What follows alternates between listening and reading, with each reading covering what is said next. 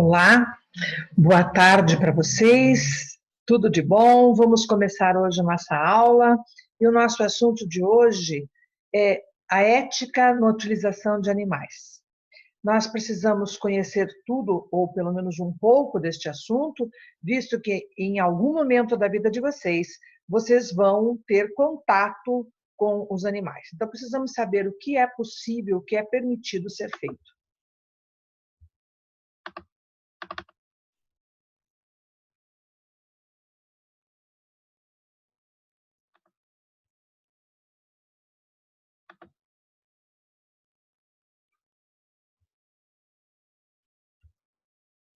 Muito bem, então a nossa conversa vai ser sobre o biopesquisador, porque estou falando do biopesquisador porque não são só os médicos, mas, enfim, todos aqueles que trabalham na área da saúde, em algum momento acabam tendo que ter este contato. Então, nós vamos conversar a respeito do nosso relacionamento com o animal de experimentação. Em todos os tempos, nós tivemos pessoas a favor e pessoas contra o uso dos animais na pesquisa.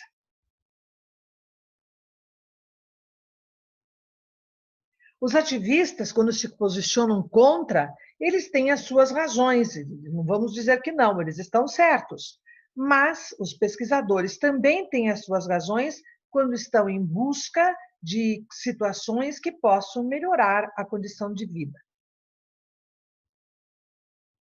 O pesquisador reconhece que o animal, gente, tem consciência, tem memória, sofre, sente dor, tem medo, sofre estresse e não está no laboratório de livre e espontânea vontade.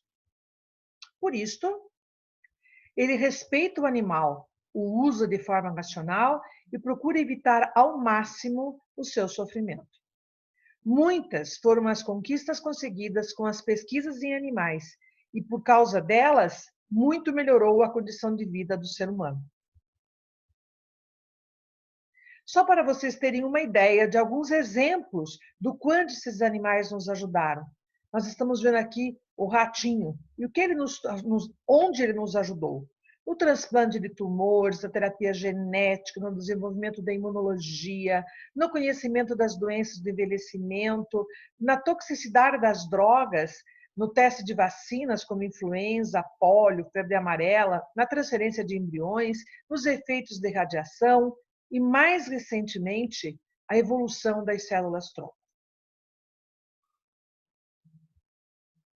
O cão, o nosso querido cão, que nós gostamos tanto e que amamos tanto, quanto ele nos ajudou.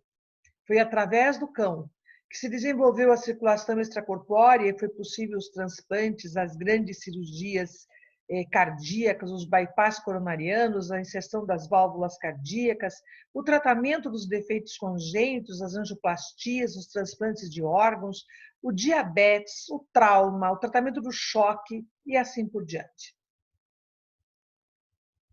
Não só para novos conhecimentos, mas também para o ganho de habilidade. Muitos dirão, usem simuladores, mas serão os simuladores suficientes para que a gente ganhe habilidade? Quem de nós se deixaria operar por um cirurgião que nos fosse apresentado e que nos dissessem que todo o seu treinamento foi conseguido num simulador e que nós seríamos o seu primeiro paciente? Quem se habilitaria? Não é possível, então, negar o benefício que os animais prestaram e prestam à humanidade. Voltemos só um pouquinho na história da humanidade. Quem de nós não leu um romance de época ou assistiu um filme de época em que se contam as devastações causadas pelas doenças infecto-contagiosas? E isto foi acontecendo até que surgiram as vacinas para evitá-las. E nesta das vacinas, nós temos que lembrar Pasteur. Ele inoculou a saliva de um cão que tinha o vírus da raiva em cães sadios, e ele foi replicando esta inoculação, e após a 25ª inoculação, ele observou que o animal não desenvolvia mais doença. Ele estava sendo criada, neste momento, a vacina com vírus atenuado. E estamos nós aqui, vivendo novamente uma pandemia. E onde está a vacina? Estamos em busca desta vacina. Quem de nós teria coragem de não vacinar o seu filho contra sarampo, difteria e tétano? Vocês são jovens, talvez não tenham vivido este momento. Mas nós, os mais velhos, quantas vezes no tempo de escola não nos era permitido ir ao enterro de um coleguinha que havia morrido de laringite diftérica? Quem de nós entraria na floresta amazônica sem ter recebido a vacina para a febre amarela, sabendo da alta letalidade que esta doença tem? Seria válido o argumento, não interessa se o uso de animais ajuda ou não a ciência, nós simplesmente não temos direito de usá-los? Pensem nisto. E se decidirmos usar, porque não temos outras alternativas, precisamos saber o que é permitido e até onde podemos ir. Animais já eram relatados nos seus usos mesmo antes de Cristo. Pitágoras já dizia que a amabilidade para com todas as criaturas não humanas era um dever, e ele estava se referindo aos animais. Hipócrates relacionava o aspecto dos órgãos doentes com os órgãos dos animais. Na escola de Alexandria, era praticada a vivissecção em animais para observar as estruturas e formular hipóteses de como elas funcionavam. Já no pós-Cristo, o primeiro a usar a vivissecção com objetivo experimental foi Galeno. E o primeiro trabalho científico experimental realmente importante foi publicado em 1638 por William Harvey, e todos nós conhecemos e sabemos que foi através desse trabalho que nós conhecemos a circulação sanguínea.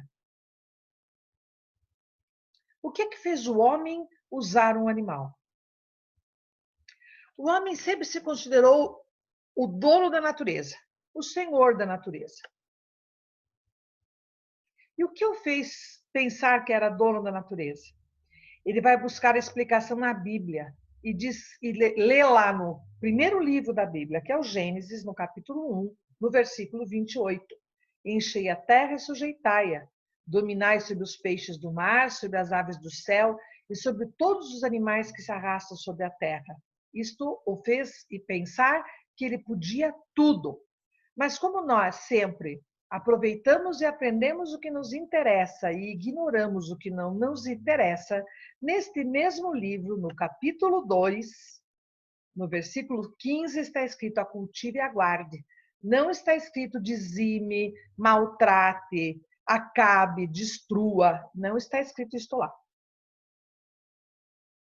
Depois veio a igreja dizendo que o animal era destituído de alma imortal. O homem é tão prepotente que nós todos aprendemos que o ser humano é anima nobile, é um animal nobre. E todos os outros animais são chamados de anima vili, ou seja, animais vulgares, porque nós nos consideramos superiores, somos inteligentes e temos alma. Será? Descartes diz o seguinte, que os processos do pensamento e da sensibilidade faziam parte da alma. Se os animais não tinham alma, eles não poderiam sentir dor. E, portanto, eles não eram conscientes, mas autômatos. Veja que coisa absurda. Eu acho que ele nunca bateu sem querer no cão e ouviu o seu cãozinho latir. Depois vieram os iluministas, dizendo que a razão seria a luz capaz de esclarecer todos os fenômenos. Entendam essa razão como inteligência. E daí os animais não eram inteligentes. Não tinham alma, não sentiam dor, não eram inteligentes. Isso tudo fez com que o homem achasse que ele podia fazer o que ele quisesse com os animais. E depois vem Spinoza. Spinoza fala uma barbaridade. A lei que proíbe matar os animais se funda mais numa vã superstição e numa compaixão feminina do que numa ação-razão. Como se gostar de cuidar do animal, como se tratar bem o animal fosse coisa só das mulheres. É claro que não. É uma questão de que todo ser humano tem responsabilidade. Depois, eu quero que vocês pensem nesta frase. A vida humana tem base animal. Isso é uma coisa tão óbvia, mas muito óbvia.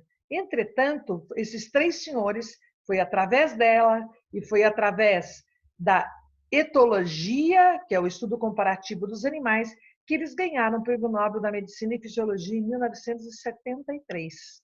Eu já tinha 20 anos nesta época. Gosto muito de Albert Schweitzer. Quem tiver a oportunidade de ler alguma coisa a respeito deste homem, o faça. Ele é fantástico. Ele dizia assim que uma ética que se ocupava exclusivamente dos seres humanos era desumana, porque ao cuidar só do ser humano e não cuidar dos outros, ela estaria destruindo o ecossistema e indiretamente acabaria destruindo o ser humano. Ele ganhou o Prêmio Nobel da Paz em 1952. Por que nós usamos animais, então?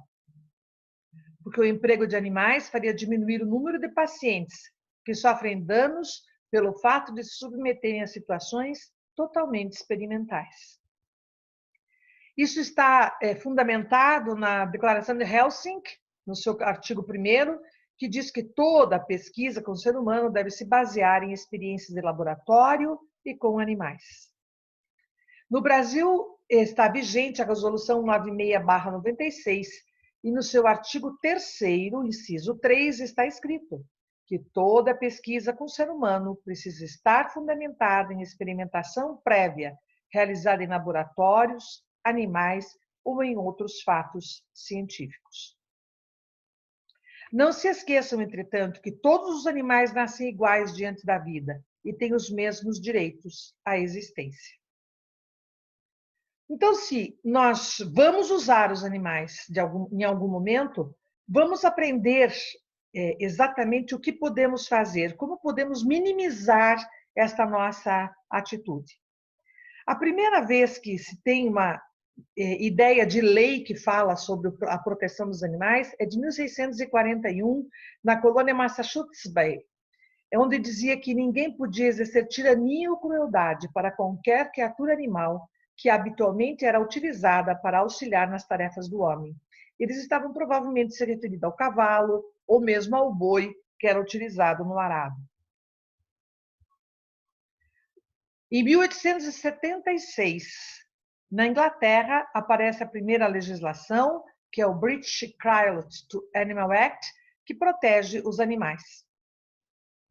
Nos Estados Unidos, ela aparece em 1966, praticamente quase 100 anos depois, e exige o registro, facilita as pesquisas com primatas, cães, gatos, guinea-pigs, hamster e coelhos, mas não protege ratos e camundongos, que são criados exclusivamente para a pesquisa. Em 1985, nos Estados Unidos, aparecem os comitês para se avaliar se podemos ou não podemos utilizar animais. E eles analisam o seguinte: primeiro, o propósito, o que se quer com aquela pesquisa. Depois, o nível de sensibilidade. Entende-se como nível de sensibilidade a possibilidade de, com aquele desenho de pesquisa, se conseguir uma resposta. A competência de quem vai fazer a pesquisa. A possibilidade de existirem alternativas. Qual é o grau de dificuldade que existe para o seu desenvolvimento e qual é o nível de responsabilidade pública. Observe que um desses diamantes ficou sem ter o seu texto. E ele tem um motivo, porque ele é o mais importante quando se trata de animal, que é a severidade e a duração da dor a que será submetido este animal. Quando vocês forem preencher qualquer protocolo ou, enfim, um processo para a Comissão de Ética para Uso de Animais, solicitando a utilização de animais, eles vão lhes pedir para dizer qual é a categoria do experimento. Então, nós vamos ver que os experimentos em animais eles são classificados em 5 categorias, que vai de A a E, sendo que a categoria A, ela prevê experimentos que não utilizam matéria viva ou utilizam plantas, bactérias, protozoários ou animais invertebrados. A partir da B, C, D e E, os animais serão vertebrados. Então, na B, nós vamos ter pesquisas ou uma intervenção de pequeno, que leva a pequeno ou a nenhum desconforto ao animal. Na C, ela tem algum desconforto, alguma dor, mas a intensidade e a duração são extremamente pequenas. No nível D, nós vamos ter experimentos com significante desconforto e estresse, porém inevitável, de curta duração, e este animal estará sendo atendido com analgesia, com anestesia, enfim, ele não estará sofrendo. E no nível E, estão aqueles experimentos em que o animal tem dor extrema, está consciente, tem privação severa, trauma e mutilação. Se vocês prestaram atenção, A, B e C vieram em verde. D está em amarelo e E está em vermelho. O que quer dizer isso para nós? Que as categorias A, B e C, elas são aceitáveis, não há nenhum problema, podemos realizar. A D, sinal amarelo, cuidado. Elas são eventualmente aceitáveis, desde que no protocolo nós estejamos cobrindo adequadamente o estresse e a dor. E no nível E, não são permitidas. Ou seja, animal com privação, com dor extrema, com mutilação, não pode. Como é que é a situação aqui no Brasil? No Brasil, nós tínhamos a Lei 6638, que levou 30 anos para ser regulamentada e nunca foi regulamentada. Finalmente, em 2008, nós conseguimos a Lei 11.794, que é regulamentada no ano seguinte, através do decreto 6899. Elas são produtos de 2 projetos de lei, vocês vejam que mesmo assim nós levamos mais de 10 anos para conseguir que os projetos se transformassem em leis. O que essa lei diz? No capítulo 1º, ela diz que a criação, a utilização de animais em atividades de ensino e pesquisa científica em todo o território nacional obedece aos critérios estabelecidos nesta lei. Fica criado o Conselho Nacional de Controle de Experimentação Animal, o CONSEA. O Ministério da Ciência, Tecnologia e Inovação e o Conselho Nacional de Controle de Experimentação Animal, que é o CONSEA, publicam em 2013 a Diretriz Brasileira para o Cuidado e a Utilização de Animais para fins científicos e didáticos. As recomendações que estão incluídas nessa diretriz, elas se aplicam a todos os animais e que estejam sob a égide da Lei 11.794 de 2008. O que diz no capítulo 3º, artigo 8º? É condição indispensável para o credenciamento das instituições com atividades de ensino ou pesquisa com animais a constituição de SEUAs, que são condições de ética no uso de animais. Isto é, toda instituição que se dedica à pesquisa e a ensino, que vai utilizar animais, precisa ter essa comissão de ética que vai analisar, avaliar e verificar se o uso de animais dentro da instituição está sendo feito obedecendo às normas contidas na lei. A Universidade Federal do Paraná, desde o dia 22 de dezembro de 2011, possui 3 comissões de ética no uso de animais. A que cuida dos animais de pequeno porte funciona na biológica, as de grande porte que funcionam nas agrárias, e existe também uma outra comissão que funciona em Palotina, porque nossa universidade tem uma extensão nesta cidade. Esta comissão avalia, gente, não só os projetos de pesquisa, lembra que é ensino e pesquisa. Então, todas as aulas que são dadas utilizando animais, a gente precisa, antes de iniciar o período letivo, encaminhar o projeto de aula para esta comissão, que vai avaliar para verificar se dentro daquela aula nós estamos seguindo as normas. Da mesma forma, quando se faz um projeto de pesquisa, ela vai avaliar se nós estamos dentro do projeto, obedecendo tudo aquilo que está previsto na lei. O animal só poderá ser submetido às intervenções recomendadas nos protocolos de experimentos que constituem a pesquisa, ou nos programas de aprendizado, no caso das aulas, quando, antes, durante e após, receber os cuidados especiais conforme está estabelecido naquela diretriz que foi feita pelo Conselho. Será submetida à eutanásia, sob estrita obediência às prescrições pertinentes a cada espécie. Então, se vocês abrirem o Conselho Nacional de Medicina Veterinária, lá vocês vão encontrar como é que se faz a eutanásia para cada tipo de animal, do cavalo até o peixe, por exemplo, tá? E precisa estar de acordo com as diretrizes do Ministério da Ciência e Tecnologia. Sempre que encerrado o experimento, o animal será submetido à eutanásia, ou em qualquer uma de suas fases ele está recomendado se o animal estiver com sofrimento intenso. Excepcionalmente, no final de um experimento, eles não serão submetidos à eutanásia e poderão sair do biotério.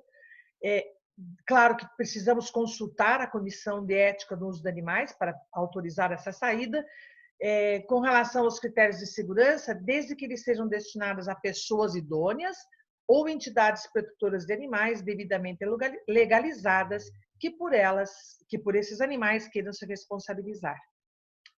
Quantos animais vamos usar?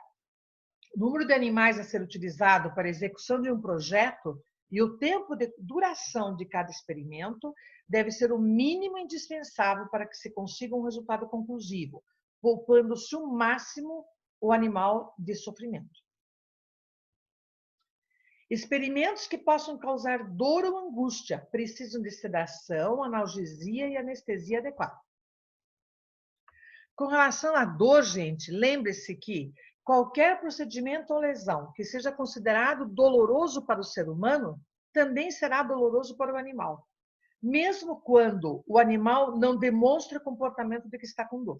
Então, nós temos que, se dói a mim, também haverá de doer no animal. Atividades científicas ou didáticas que possam causar algum tipo de dor ou de estresse que requeira o uso de analgesia e anestesia devem ser executados de acordo com o procedimento adequado para aquela espécie. Desta forma, a gente sempre consulta as boas práticas da medicina veterinária.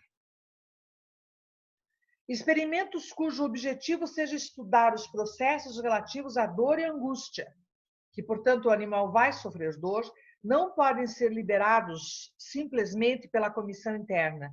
Normalmente, nós encaminhamos esses projetos para revisores e comissões ad hoc, para que tenhamos mais subsídios para dizer que é possível ser realizado. É vedado o uso do bloqueador neuromuscular de relaxante, substituindo substâncias sedativas, analgésicas ou anestésicas. Se nós usamos só bloqueador neuromuscular ou só relaxante, o animal vai ficar imobilizado, mas ele vai estar sentindo dor. E isso não pode ser feito. Ele precisa não sentir dor. Então, ele precisa estar sedado, receber analgesia ou anestesia, dependendo do que vai se fazer para aquele animal. E não se pode utilizar mais do que uma vez o mesmo animal. Acabou o projeto, o animal não pode mais entrar em outro projeto. Em programas de ensino, sempre que a gente vai fazer um procedimento traumático, vamos procurar economizar animais. Então, vamos fazer tudo que der no mesmo animal. Ao invés de usar um animal para treino de enterectomia, um animal para treino de hepatectomia, um animal para treino de nefrectomia, a gente vai fazer todos os procedimentos no mesmo animal. Ao invés de usar 3, vamos usar um só. Mas temos que lembrar que ele tem que ser feito sempre sobre um único ato anestésico e esse animal terá que ser submetido à eutanásia antes de recobrar a consciência, porque senão ele vai sofrer e a gente não pode deixar o animal sofrer. Com relação à eutanásia, as diretrizes, o Diário Oficial da União, no ano de 2013, publicou as diretrizes que orientam como é que se faz de uma maneira adequada a eutanásia. E isso foi publicado pelo Ministério da Ciência e Tecnologia e pelo Conselho Nacional de Controle da Experimentação Animal, que é o CONSEA, que nós já falamos. Nunca esqueçam que os animais são capazes de sofrer, de sentir medo, de sentir dor, de sofrer estresse e que eles possuem memória. Usem sempre os 3 R's. O que quer dizer os 3 R's? Replace. Substituam o animal sempre que for possível substituir. Reduzam ao máximo o número de animais que vão utilizar e refinem os resultados. Tentem tirar tudo o que vocês puderem do mesmo animal para não ter que fazer de novo. Lembrem-se que seres humanos são importantes. Animais também são importantes. Então, outra coisa importante, que nem tudo que é possível ser feito tecnicamente é permitido ser feito. E que nem todo conhecimento gerado em pesquisa com animal é transponível para o homem. Evitem sempre que for possível o conflito entre o bem dos seres humanos e o bem dos animais. Nós temos que querer o bem dos dois. E por fim, se lembrem que o verdadeiro pesquisador tem compromisso com a verdade, com a vida, com quem vive, com a sociedade e com a natureza. Muito obrigada.